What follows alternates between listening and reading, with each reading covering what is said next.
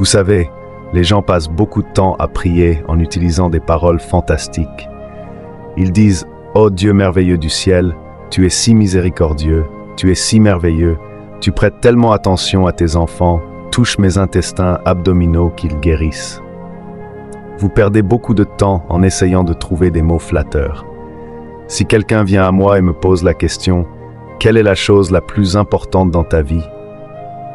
Sans aucune réserve, je dirais que la prière est la chose la plus importante dans ma vie. Bien sûr, la parole de Dieu est très importante, mais si je ne prie pas, la parole de Dieu ne prendra pas vie. Il y a une raison dans ma vie pour laquelle la prière est la priorité numéro 1. Je déverse mon cœur dans la prière. Je ne suis pas assez intelligent pour enseigner quoi que ce soit cet après-midi, mais je veux partager avec vous l'expérience que j'ai eue jusqu'à présent en Jésus-Christ. Cela fait 41 ans que je suis dans le ministère, et pendant toutes ces années, Dieu a déversé d'énormes bénédictions dans ma vie.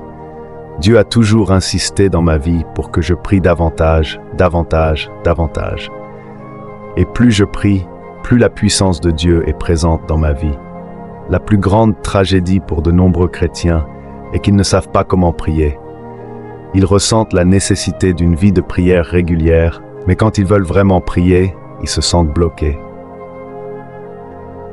Dans notre marche chrétienne, parfois nous avons besoin de prières d'urgence, des prières urgentes. Dans ces cas-là, nous devons faire des prières spéciales. Mais dans notre vie quotidienne, nous avons besoin d'une vie de prière chargée et régulière.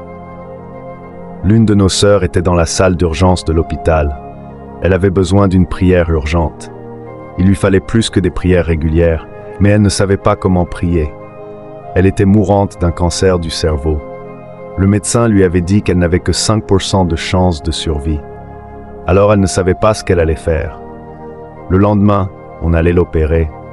Mais ce jour-là, elle s'est souvenue de mon enseignement sur la prière. Elle était aveugle et sourde à cause du cancer. Alors elle a demandé à son médecin d'écrire la prière du Notre Père, et elle a décidé de faire la prière du Notre Père 1000 fois. Il lui a fallu environ 8 heures pour faire la prière du Notre Père 1000 fois. Quand elle était à la 89e fois, rien ne s'était passé. Mais quand elle a fait la prière du Notre Père une autre fois 1000 fois, soudainement, le ciel s'est ouvert. La puissance de Dieu est descendue sur elle. Elle a été grandement impactée par la puissance de la guérison. Soudainement, elle pouvait voir et elle pouvait entendre. Elle a crié, elle a sauté en disant « Je peux voir, je peux entendre ». Les médecins l'ont emmenée dans la salle de radiographie et ils ont examiné attentivement son état. Ils n'ont pas pu trouver une seule trace de cancer dans son corps. Elle est actuellement en très bonne santé. Elle assiste fidèlement à nos cultes du dimanche. Dans ce genre de situation, elle avait besoin d'une prière très urgente, une prière d'urgence. L'année dernière, j'avais une grande campagne à Budapest en Hongrie et je priais en préparation pour le culte du soir.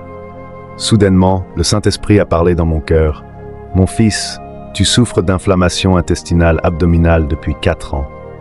Pourquoi as-tu porté cette maladie pendant 41 ans ?» Et j'ai dit « Père, c'est l'épine dans ma chair. » Épine dans la chair ? Pendant que je servais dans l'armée coréenne, j'avais été blessé et on m'a opéré pendant 8 heures. Après cela, j'ai eu une inflammation persistante de mes intestins abdominaux. De temps en temps, je priais pour la guérison, mais rien ne se passait. Et donc, j'ai fini par accepter cette maladie comme une épine dans ma chair. J'ai toujours pris plaisir à manger du poisson cru, mais à cause de cette inflammation, je ne pouvais pas toucher au poisson cru. Si jamais il m'arrivait de manger du poisson cru, je me retrouverais avec des douleurs atroces. Alors, pendant plus de 41 ans, je vivais avec cette maladie. Mais tout de même, je priais pour la guérison et des milliers de personnes ont été guéries partout dans le monde. Et pourtant, j'étais toujours malade à l'intérieur. Mais l'année dernière, à Budapest, pendant que je priais, Dieu m'a dit « Non, il n'y a pas d'épine dans ta chair. Es-tu plus grand que l'apôtre Paul ? As-tu déjà été au 3e ciel ? As-tu déjà reçu autant de révélations que Paul ? » J'ai dit « Non, non, non. Alors ceci n'est pas une épine dans ta chair. Ceci est une épine du diable dans ta chair. » Alors Dieu a dit « Aujourd'hui, tu dois chasser ce démon. » Et donc il me fallait faire une prière d'urgence. Et je me suis mis à genoux, j'ai commencé à prier. J'ai dit, Seigneur, au nom de Jésus-Christ, guéris cette maladie, guéris cette maladie, guéris cette maladie. Pendant 1 heure, j'ai répété la même prière simple. Vous savez, les gens passent beaucoup de temps à prier en utilisant des paroles fantastiques. Ils disent « Oh Dieu merveilleux du ciel, tu es si miséricordieux, tu es si merveilleux, tu prêtes tellement attention à tes enfants, touche mes intestins abdominaux qu'ils guérissent. » Vous perdez beaucoup de temps en essayant de trouver des mots flatteurs. Quand vous lisez le 18e chapitre de Luc, quand la veuve présentait ses doléances au juge injuste, elle n'utilisait pas des mots flatteurs. Elle a juste dit « Rends-moi justice, continuellement. » Et elle s'est concentrée sur son sujet de prière. Jésus a aussi dit au sujet de la prière « Un homme a reçu des amis au milieu de la nuit et il n'avait rien à leur offrir. Alors, il est allé chez les voisins, il a cogné à la porte. « Prêtez-moi 3 morceaux de pain pour que je puisse donner à manger à mes amis. » Mais le voisin a dit « Non, j'ai ma femme au lit avec des enfants. Je ne peux pas me lever pour te donner du pain. » Mais ce gars se tenait dehors à la porte. Il n'a pas cessé de parler. « Donne-moi du pain, donne-moi du pain, donne-moi du pain, donne-moi du pain. » Il n'a jamais utilisé des mots flatteurs. Il n'a pas dit « Cher ami, tu es mon camarade, nous jouons au golf ensemble, nous marchons toujours ensemble. Oh, comme notre amitié est belle, je suis coincé en ce moment précis, pitié de moi et sors me donner du pain. » Non, il n'a pas dit cela. Il n'a pas cessé de dire « Donne-moi du pain, donne-moi du pain, donne-moi du pain. » Alors une voix s'est fait entendre de l'intérieur. « Je ne me lève pas parce que tu es mon ami, je me lève pour te donner du pain parce que tu fais trop de bruit. » Quand vous avez un besoin urgent de prière, alors je me suis concentré sur ma prière. Guéris-moi, guéris-moi, guéris-moi, guéris-moi. Pendant plus d'1 heure, j'ai fait cette prière et j'ai ressenti une grande paix. Je suis rentré à la maison et j'ai commencé à manger du poisson cru. J'étais complètement guéri. J'avais enduré cette maladie pendant 41 ans. Tout récemment, j'ai eu une expérience particulière avec Dieu. Chaque nuit, je me réveillais 3 à 5 fois pour aller aux toilettes. J'allais uriner et finalement, j'en avais marre. Bien sûr, si tu te réveilles 3 à 5 fois par nuit, tu ne peux pas dormir. Alors un jour, j'ai décidé de prier par rapport à cela. J'ai dit « Oh Dieu, guéris-moi de ce besoin pressant d'uriner, guéris-moi, guéris-moi, guéris-moi. » Et je me suis endormi. Au milieu de la nuit, dans mon rêve, quelqu'un est venu se tenir devant moi, mais je n'ai pas pu voir son visage. J'ai dit « Qui êtes-vous » Il a dit « Je suis ton Dieu. » Il a dit « J'ai entendu ta prière et je suis descendu avec un cadeau pour toi. » Je pouvais voir le paquet, mais je ne pouvais pas voir la personne qui le tenait, parce que Dieu est esprit, on ne peut pas voir Dieu. Dans ma vision, quand Jésus est apparu, je pouvais le voir, mais quand le Père est venu, je ne pouvais pas le voir. Et il a détaché le paquet. Il a dit « Tu sais, tu vas aux toilettes 3 à 5 fois chaque nuit. » Alors j'ai spécialement préparé pour toi, Dieu a dit « Détache ta ceinture. » Et donc je l'ai détachée. Il a placé cette paire de reins à l'intérieur de moi. Alors Dieu a dit « Maintenant que tu as une capacité extra, tout ira bien pour toi. » Depuis hier, je ne visite les toilettes qu'une fois la nuit. J'étais complètement guéri. Vous savez, chaque fois que j'arrive à ce genre de conférence, il faut que je visite les toilettes 3 à 4 fois avant de venir à la tribune.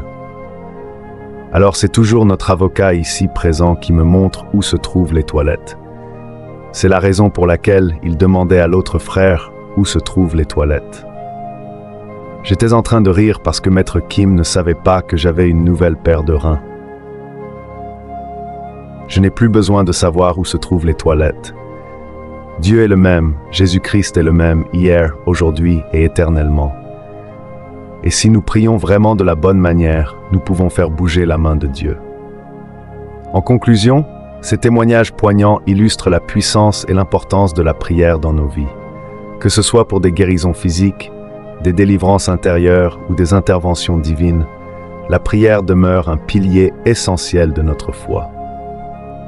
En tant que communauté, continuons à nous encourager mutuellement à persévérer dans la prière, à nous soutenir dans les moments difficiles et à célébrer ensemble les victoires obtenues par la grâce de Dieu. Que chacun de nous puisse trouver inspiration et réconfort dans ces récits, et que cela nous motive à approfondir notre relation avec Dieu à travers la prière quotidienne. Je vous invite également à vous abonner à notre page pour rester connectés, partager vos propres expériences de foi et grandir ensemble dans notre marche spirituelle.